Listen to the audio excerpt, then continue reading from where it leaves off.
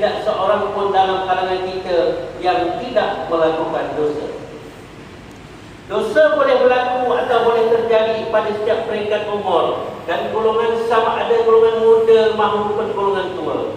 Bagi mereka yang telah mencapai usia tua, maka berwaspadalah kalau jika tidak hasrat dalam hati untuk berubah menjadi manusia yang baik dan kembali kepada Allah Subhanahu wa taala, dibimbangi selama-lamanya hidupnya akan berada dalam kemurkaan Allah Subhanahu wa taala. Hal ini dikatakan demikian kerana inilah saat yang akan menentukan pengakhiran perjalanan hidup seseorang manusia, sama ada pengakhiran yang baik iaitu husnul khatimah atau pengakhiran yang buruk iaitu su'ul khatimah. Dalam sebuah hadis yang diriwayatkan oleh Imam At-Tirmidzi yang bermaksud daripada Abu Bakar radhiyallahu anhu bahwasanya seseorang bertanya kepada Rasulullah sallallahu alaihi wasallam, siapa orang yang terbaik itu? Rasulullah sallallahu alaihi wasallam menjawab, orang yang panjang umurnya dan banyak amalannya. Ia bertanya, lalu siapakah orang yang terburuk itu? Rasulullah sallallahu alaihi wasallam menjawab, orang yang panjang umurnya tapi buruk amalannya. Sidang jemaat yang dirahmati Allah sekalian. Oleh itu, selagi hayat dikandung ibadah, selagi pintu taubat masih terbuka, setahu aku Zai penguspat apa sampai ke pulau lengkap.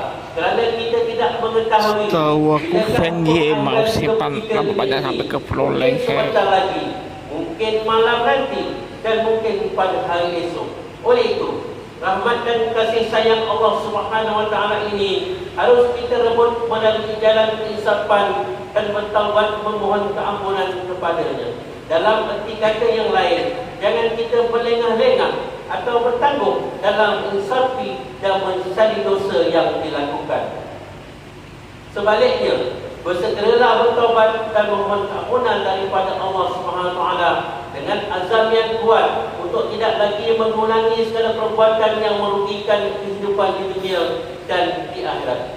Hal ini disabitkan dalam firman Allah Subhanahu wa taala dalam surat Az-Zumar ayat 53 yang bermaksud, katakanlah, yakni wahai Muhammad, wahai hamba-hambaku yang telah melampaui batas terhadap diri mereka sendiri dengan perbuatan-perbuatan maksiat, janganlah kamu berputus asa dari rahmat Allah, kerana sesungguhnya Allah mengampunkan segala dosa.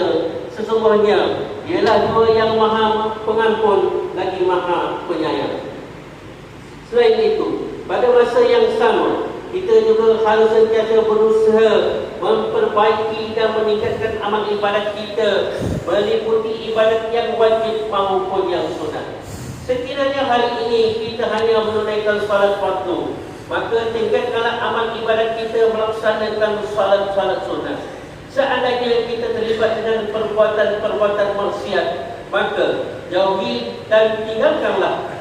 Jikalau dahulu kita berasa berat tangan untuk mengeluarkan sedekah, maka bersegeralah merebut pahala bersedekah. Sesungguhnya dengan perbuatan-perbuatan kebaikan yang kita lakukan ini akan dapat menyuburkan hubungan kita dengan Allah Subhanahu wa taala serta hubungan kita sesama manusia. Sidang jemaat yang dirahmati Allah sekalian, justru sebagai rumusan bagi mu'ayyah pada kali ini, mimbar ini menjuru jemaah sekalian, marilah kita menginsafi diri dan berubah ke arah kebaikan sebelum terlambat. Berubahlah dan terus berubah ke arah kebaikan. Usahalah sekadar memasang azam tanpa berbuat apa-apa. Carilah hidayah Allah Subhanahu wa taala, kerana hidayah itu tidak akan datang secara begitu saja. Sentiasalah melazimkan doa-doa agar Allah Subhanahu wa taala menetapkan hati kita di atas petunjuk dan rahmat-Nya.